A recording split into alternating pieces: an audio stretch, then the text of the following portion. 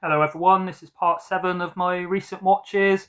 So I did check on YouTube, it's been 9 days since I did the last episode. I've watched 7 films in that time, quite a veritable banquet of different formats. As yeah, I've got 4 DVDs, 1 4K, 2 Blu-rays. Um, Obviously Blu-rays and 4Ks do look better, but sometimes I'll be inspired by what other people have watched on their channels, videos. Other times, I'll have a look through the collection and see what takes my eye. Sometimes, I'll be in work sort of thinking about films and I think, yeah, when I get home, I'm in the mood to watch such and such a film. Um, did sort of kind of 7.5 because I started watching The ABCs of Death, which I've got on DVD last night when I got home from work. Was already tired, so was pretty sure I'd fall asleep during it, but I thought it was a good one to sort of pick back up if you do miss some of it, because obviously it's 26 sort of short films by all different directors, some pretty famous directors. Kind of horror bait, well, not all horror, but quite sort of visceral and shocking, a lot of them. Yeah, sort of fell asleep. I think I got to Q or R or so not too bad. So yeah, I'll pick that back up. Be on the next recent watches, episode 8, along with I'll probably watch part 2, which I do have on Blu-ray. Have seen them both before. I think part 1 was better than part 2. It's kind of hit and miss, mostly good. But yeah, I'll talk about that when I get to it. But yeah, I thought I'd just mention that. Right, let me start. So, first watch of the week. Hopefully, it's not too bad glare. It is sunny in the UK.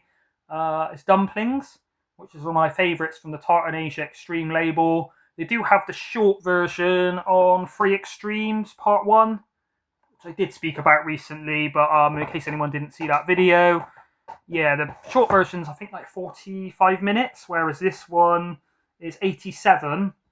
I'd have to go back and watch the short one again to see. I don't think there's extra added sort of like I say, action scenes. I think it's just more added sort of story and dialogue to pad it out, which does help a lot with the sort of story and the character development. But yeah, it's I want to say Fruit Chan. Let me see if I can find it. Yeah, Fruit Chan from 2004, 87 minutes.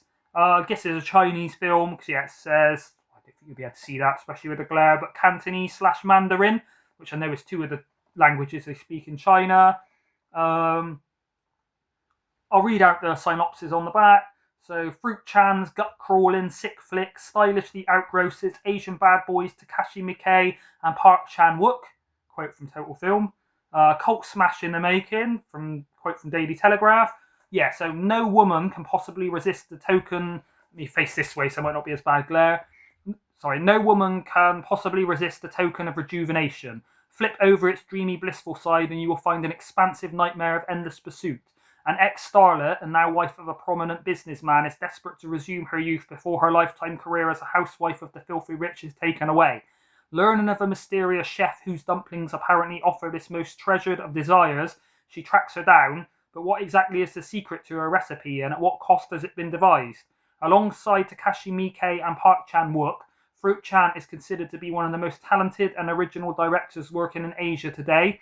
Shot by legendary cinematographer Christopher Doyle, who did 2046, Dumplings is a veritable feast for the senses. Oh, coincidentally, I just used the phrase veritable feast at the start, and no, I said veritable banquet actually. Yeah, I've heard of Christopher Doyle. Cinematography is really good. When I was watching it, I kind of did have a little look who the cinematographer was. Same as one I'll talk about later, where the cinematography on that just blew me away. I guess I can tell you this bit without spoilers, but yeah, basically it's an 18, contains abortion themes and strong gory images, so hopefully that doesn't give too much away. Yeah, it is a gross film, not just in terms of like the, what do you call it, special effects and the kind of fake gore and horrible bits, but there's a few like real bits that really get me cringing. So personally, I've got like a bit of a, I wouldn't say a phobia, but when people eat sort of certain horrible foods. Not a massive fan of what do you call it, reality TV, but I did used to watch Celebrity Get Me Out of Here. I'm a Celebrity Get Me Out of Here, and the bits when they have to eat like the horrible things like kangaroo's testicles and ostrich liver. Yeah, that is disgusting to me. That makes me feel more sick than any like extreme horror films and that I've seen. Yeah, I mean, don't get me wrong, I'm not too fussy with most food, but yeah, when someone's eating something gross, it just gets to me. So there is a scene in this where I think in China you can get like a fermented egg, which is like a delicacy. And yeah, when the guy sort of cracks it open with a spoon, there's like the actual egg itself has gone black. The yolk is like rotten. There's that. Well, actually, there's not a yolk. It's like a dead chicken there that's turned all like black and purple, and he eats it in real slow motion up close. And yeah, that was making me queasy. There's another bit where I can't remember what he eats, but no, it's a lady. She eats something like disgusting as well. I can't remember. It might be like a some kind of like a baby animal or something, and they are really eating it. A bit like an Old Boy, if anyone's seen that, where the guy actually eats like a live, is it a squid? No, an octopus. That kind of got me. Not just cruel to eat a live animal, but yeah, just stuff like that gets to me in films more than most stuff. So yeah, it's a bit of a sort of trigger warning if you, like me, get grossed out by seeing people eat disgusting delicacies, then it might get to you. Obviously, without sort of spoiling it too much, you can probably guess there is horrible things that people are eating in the dumplings in order to make themselves young. Yeah, it's not just a gross out film. You know, I've seen a lot of films that are gross out. They've got no story, they're not well made, they've got no character development. Whereas this is actually a really well made film. Yeah, entertaining all the way through. Good plot, good pacing. Yeah, one of my favourites from Tartan Asia Extreme, as I say. Who actually stars in it? So tell me the name. So yeah, the main lady. Well, it stars Miriam Young, Bai Ling, and Tony Kafai Lung. So yeah, there's the lady that makes the dumplings. There's the sort of lady that eats them, and then there's like a guy who's like the husband of her. All really good actors. Yeah, one of my favourites from world cinema in general. But yeah, one of my favourites from Tartan Asia Extreme, probably my top 5. Not just a notorious film where it's kind of one of those you've got to see it to believe some of the stuff that happens on the screen. But yeah, just genuinely a well-made film. Right, next you've got Red, White and Blue. So this was a first-time watch. Heard good things about it. Bought it years ago and just never got round to it. I heard it's quite a depressing, disturbing kind of film. So yeah, I just thought I'd watch it when I was kind of in the mood. So you know, if you're already having a bit of a bad day and you ain't feeling great, then you probably don't want... Don't get me wrong, there's some films that are kind of gross out and a bit disturbing, like Dumplings, but they don't bring you down.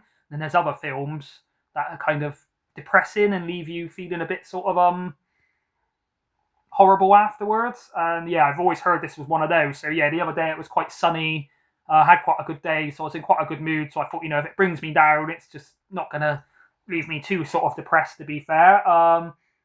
Quote from Bloody Disgusting, leaves you with your jaw on the ground. It's an 18, contains very strong gory violence and strong sex. 100 minutes. Can't actually see the year on here. It probably is, but it's in that writing, which is the same colour as the back, so it's just hard to see. But synopsis: set in Austin, Texas, this slacker revenge movie follows the disaffected and promiscuous Erica, played by Amanda Fuller from Buffy the Vampire Slayer. Don't know if that's a series or the film. I don't know if you can see her there in the middle. You might know better than me. As she sleeps with a series of nameless men until she is befriended by Nate, played by Noah Taylor from Submarine and the Proposition, an ex-Iraq war veteran with a sociopathic streak. Nate unusually seems interested in Erica for more than just sex, but when one of her previous partners, hard-rocking mama's boy Frankie, played by Mark Center, resurfaces, Erica's actions come back to haunt her, leading to a terrifying climax which has shocked audiences worldwide. Brutal and uncompromising, Red, White and Blue will stun, horrify and surprise in equal measure. So yeah, it's a good film. The main sort of lady and this guy from Submarine, which I think is a Richard Ayoade directed film. Really big fan of Richard Ayoade, especially in IT Crowd playing Moss. It's so funny. Thinking that's his only film he's directed. I'm sure Ollie will know if he's watching. Yeah, her and Nate, really good. Few of the sort of, not so much the rockers, but some of the extras aren't great, but it's not too amateurish where it takes you out of the film and makes it feel too low budget. Yeah, I mean, not only is it, yeah, it's well made and sort of gripping, but it goes there. So yeah, sometimes you hear the hype on these films and you think how bad will it be? And not only is there quite, I wouldn't say graphic sex, it's not sort of pornographic, you sort of see nudity, but nothing sort of too full frontal. But the sort of scenes of violence are quite harrowing. Some quite nasty dialogue where this guy sort of talks about when he was younger and he used to torture animals and things. It's quite hard to listen to. Not only, the violence sort of committed on, should we say, the perpetrators in revenge who kind of deserve it. Not sure they deserve what they get, but that's not so disturbing. But there's a couple of scenes about spoiling it with violence towards a child, like a young girl, and usually in that it's kind of implied, whereas this, you actually sort of see the, I guess not really spoiling it, because when you get to it, you're not really going to know who the character is until it happens. But he sort of stabs her, and it shows it in quite graphic detail. And I find a lot of films don't really go there with sort of, it's implied or you'll hear it or something. What's that film by Lars von Trier? House That Jack Built? Yeah, that kind of goes there with showing the sort of graphic violence towards the children. Bit similar to this, but the violence isn't over the top and kind of crazy. It's sort of realistic and brutal, which kind of hits it home a bit harder. So rather than cutting people up into pieces and stuff, which you can't really relate to, it's more like hit them with a baseball bat, tie them up, sort of torture them slowly. Don't know if you can see some of those images on the back of that guy, for instance, being tortured. It's quite a twisted film. Kind of leaves you thinking afterwards. If I had to sort of say in terms of the violence in it, most reminiscent of Snowtown, where it's not overly fantastical, but it is hard hitting and really realistic. But quite impressed with that one. I guess I always forget to give them a ranking. I also always forget to say my top 3, so I'll try and remember that this time. But Dumplings, I'd probably give like 8 or 9 out of 10. Really good film. This I'd probably give like a 6.5, 7. So it is good, and I did enjoy it. I'll probably rewatch it again. But not only is it kind of heavy stuff, but it's not the best made film, but it's entertaining. Next, still on the DVD hype, you got Them. So it's a French horror film. I think this was actually one of the first foreign films I ever sort of watched. So what year was it? Let's see if I can find it. Never very good at finding the year on these things. I did see it the other day when I was watching it. I was looking at of interest, 2005, so 20-year anniversary. Kind of feels like the kind of one Second Sight would put out. So, Second Sight film, so hopefully they might do one of it. 74 minutes, quite a short one. I think Ash and Marcus, Popcorn and Horror and X-File 2708 in our Lords of Darkness group were both talking about this. I'm pretty sure Ash, maybe Marcus has got it on Blu-ray. I'm not sure how easy it is to find on Blu-ray, but obviously I've still got this kind of older DVD with a slipcase. It's a well-made film. Kind of has, I think it was out before. What's that film with Liv Tyler? I've got it on Second Sight. Let's see if I can. The Strangers. I think The Strangers kind of took quite a lot of inspiration from this. I say this is scarier than The Strangers, more tense. Without spoiling it, it kind of tells you this on the back. They're in like a secluded home and people are trying to get in the house, and then they sort of run out into all these tunnels and things, and so it's got a bit more location than just being trapped in the house. But genuinely tense, genuinely scary. Bits that kind of, not only unnerving, but as you're watching it, you're really sort of wrapped up in the story, and it's bits where you're kind of holding your breath. If I quickly read you out the back of it, try not to take too long on this video. Clementine, a beautiful young teacher, and her lover Lucas live an idyllic, isolated existence in a large house in the middle of rural paradise. But tonight, that paradise will be shattered beyond all comprehension, because something is watching, something is waiting, something unknown, unhinged and unrelenting. They are all around, they are in the shadows, and they will stop at nothing to get inside the distraught couple's dark, cavernous home. As blind panic takes over, Clementine and Lucas must face a terrifying test of endurance to discover the true nature of the evil just outside their door, the true nature of them. Nerve-shreddingly suspenseful and ferociously uncompromising, Them is an all-too-real journey to the very limits of fear itself. You'll never feel safe in your home again. Whilst I was watching it, it kind of wrapped up and it's tense and kind of creepy and scary, but I can't say it's the kind of film where afterwards, I had the lights on, trembling in my bed in fear of them coming into my house. But I guess if you're kind of watched a lot of films like this and you're jaded over the years, then not much really scared. Stuff will scare me when I'm kind of really drawn into it at a time and it's kind of tense and makes me jump and things, but some will play on my mind after where there's certain images, but not can't say too many films, you'd actually be like scared to go outside in the dark after or anything. It is only a 15, contains sustained horror. There's not too much gore and like violence. Is more the kind of chase and the sort of be a bit when they're hiding and the people are all around. Without spoiling it, I will say there's quite a gut punch ending, kind of Eden Lake sort of ending to it. But yeah, French film. I think maybe I watched this slightly before Pan's Labyrinth. It's one of the first sort of foreign films I got into. So yeah, that kind of got me on to like watching all the French wave of extreme horror, like Martyrs, Inside. Trying to think of the name. High Tension, Frontiers, Shitan, all those kind of ones. Bit of a precursor to get me into not only subtitled films, but slightly different sort of style to French horror. I find probably one of the best countries to do it in a long time. I think this is the last DVD I've got to show. I guess it's called Pi by Darren Aronofsky. Obviously, it's the symbol of pi, which is a mathematical equation, which I think works out at 33.333 ad infinitum. Also known as Pythagoras equation, I think. It is only 98, although it seems older, just because it's all shot in black and white. But it's not kind of standard black and white where it's filmed in black and white. It seems to be, we've done something in post-production where they've kind of faded it all out and made it scratchy. And it's got a real sort of visual style.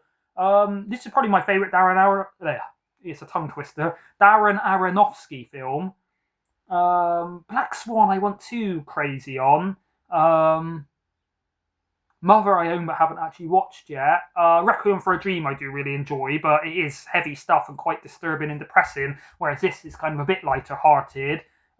Really good soundtrack, including tracks by Aphex Twin, Orbital, Ronnie Size, Massive Attack, David Holmes, Ottaker, I've never heard of that, and Clint Mansell. So kind of like electronic, but in a kind of weird, sort of creepy electronic music. I don't think any of the people in it were really stars when it was made. 80 minutes. I mean, it's kind of like a film about maths, which wouldn't usually really interest me, but it's done in a really entertaining way. Kind of a bit of a thriller, but basically, I'll read you the synopsis. So, Darren Aronofsky's, let me get better light, this is very small writing. Darren Aronofsky's award-winning directorial debut, Pi, is a science fiction thriller about the haunting journey into the genius mind of a renegade visionary, Maximilian Cohen, played by Sean Gillette.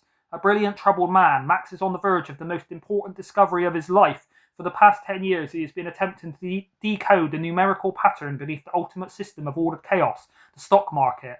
As Max verges on a solution, chaos is swallowing the world around him. He is pursued by an aggressive Wall Street firm set on financial domination, as well as a Kabbalah sect intent on unlocking the secrets behind their ancient holy texts. Max races to crack the code, hoping to defy the madness that looms before him. In succeeding, he uncovers a secret everyone is willing to kill for.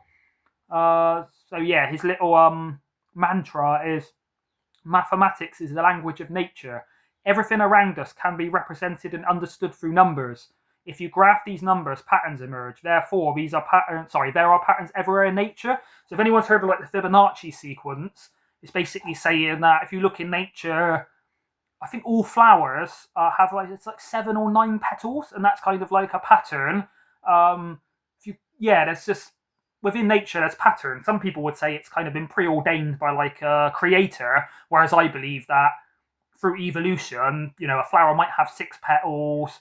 The stamen of like a plant might have a certain cellulose structure, but through evolution, I guess if those things aren't the most efficient, then obviously it'll evolve and then it'll become 7. So I guess due to structural integrity, nature has sort of, through trial and error, created things in certain patterns that work the best. So I think that's all there is to it really.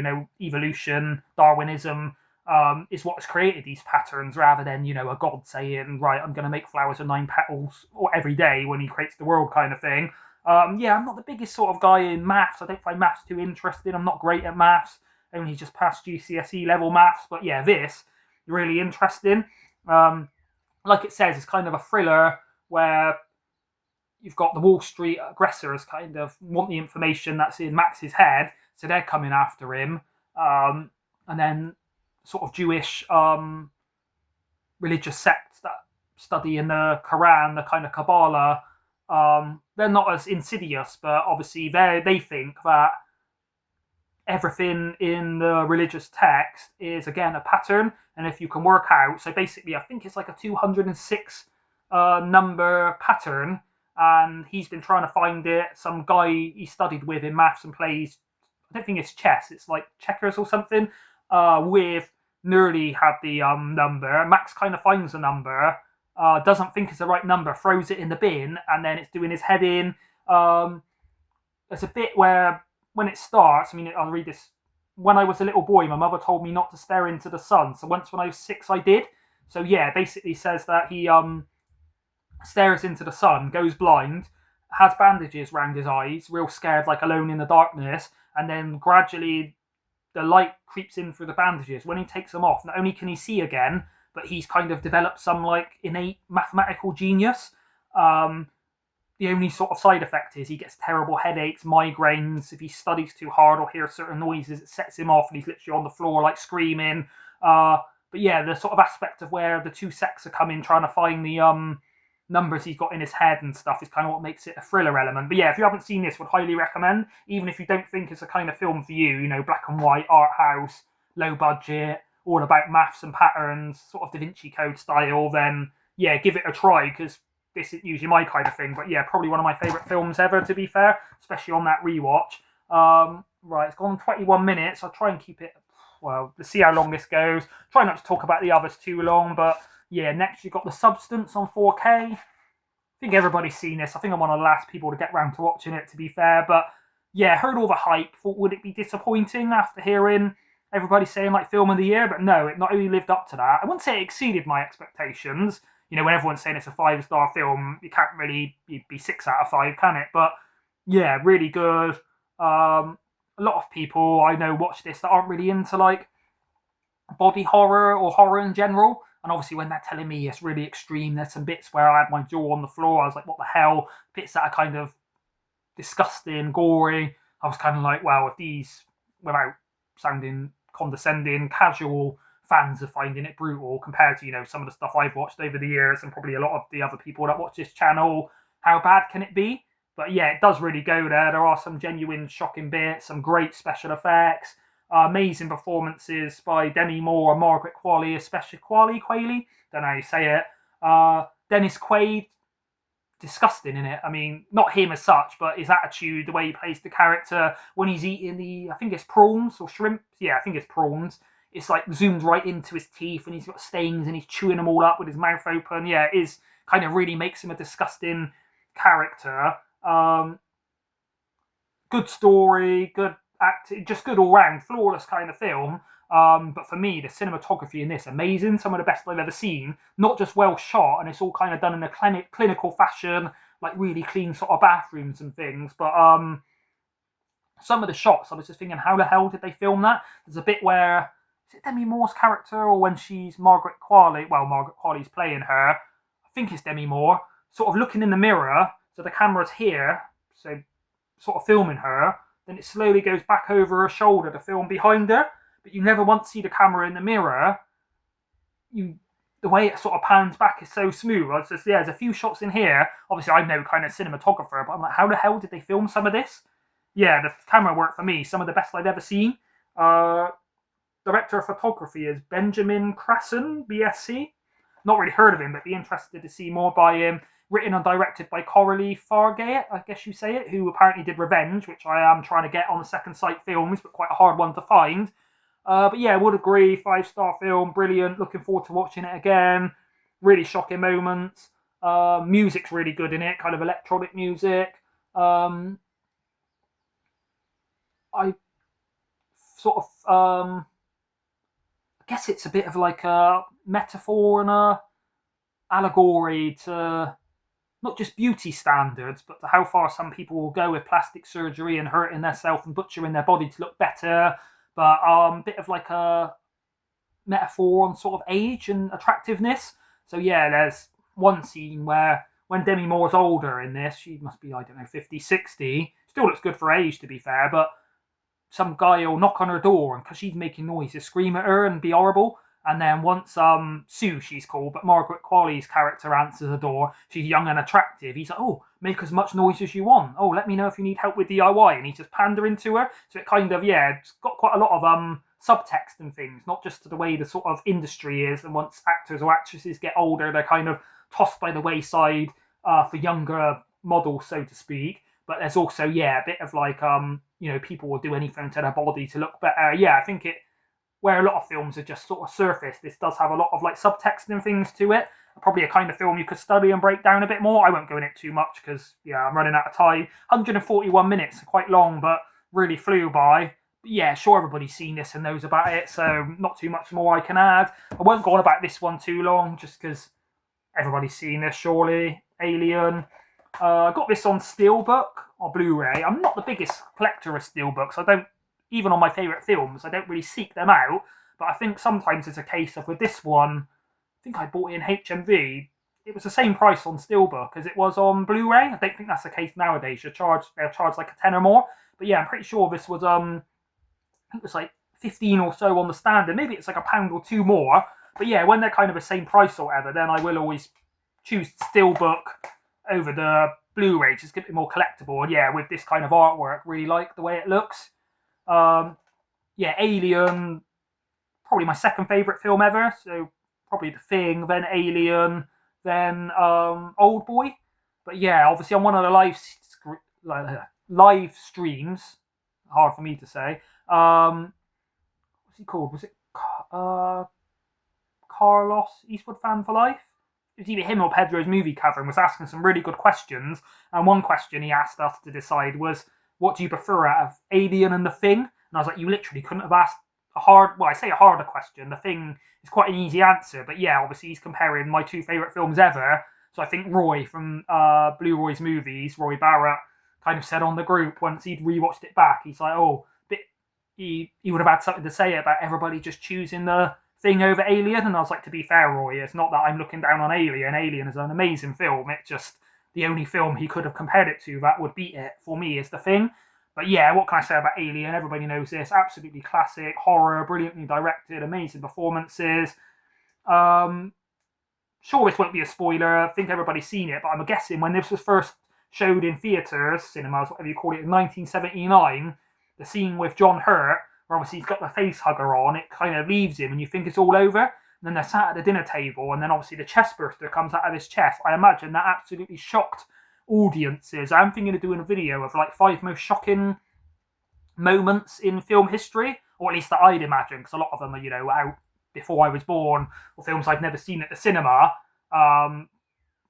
Obviously nowadays, if you know what is going to happen going into it, I haven't got that shock. But I imagine you sit down to watch Alien, just hearing it's a bit of a sci-fi horror in a spaceship kind of thing, and then when that scene happens, I guess everybody gasped in the audience.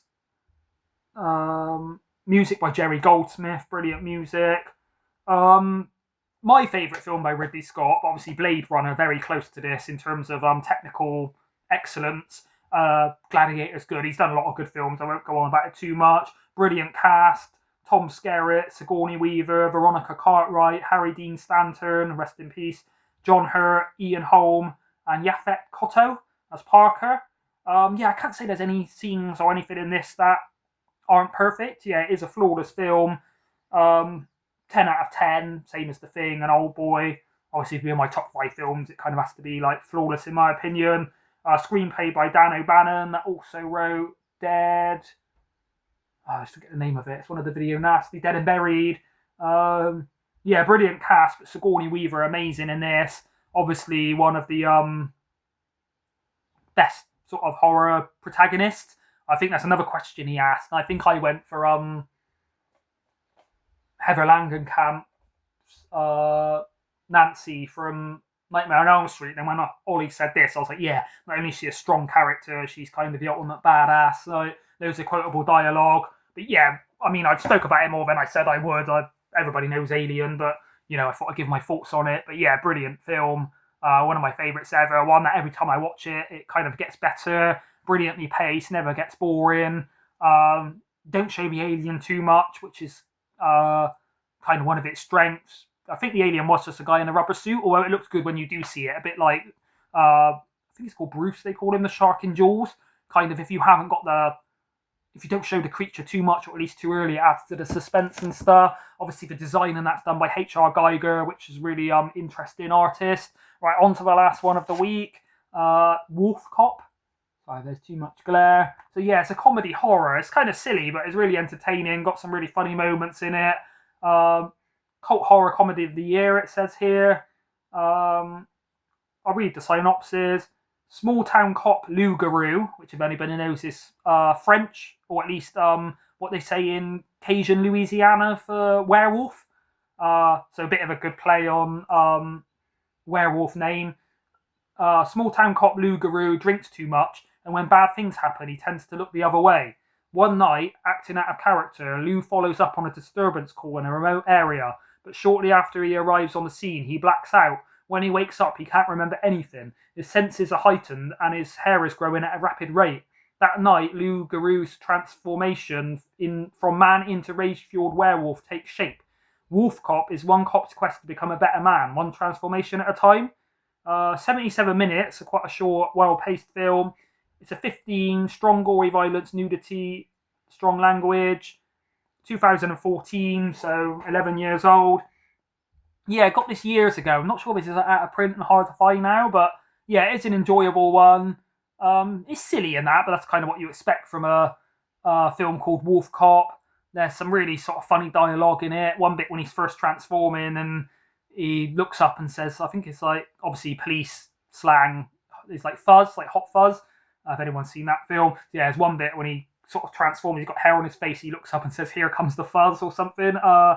Yeah, some really funny characters, quite a sort of sleazy kind of film, light-hearted but with some gore. The transformation scenes are actually really good. Yeah, I mean, probably got to be a certain person to be into this. It's not as sort of well-made and classic as, say, An American Werewolf in London, but yeah, it's just a fun kind of comedy horror. Trying to think of a film is similar to, but it's not really too many. It is kind of quite wild and outlandish, but yeah, for what it is, it's well made. Yeah, I think this is my second viewing. I first watched it when I got it, yeah, probably 10 years ago, to be fair. Yes, that's everything I've watched recently. I'll be back again with, probably won't do a pickups one for a while, so yeah, my next video should be another recent watches, probably in like 10 days or so, unless I can think of anything else before that. Right, it's gone on quite long enough. Took me half an hour to speak about 7 films, so as you know, that's why it's called Tim's Film Waffle. Right, thank you everybody, bye.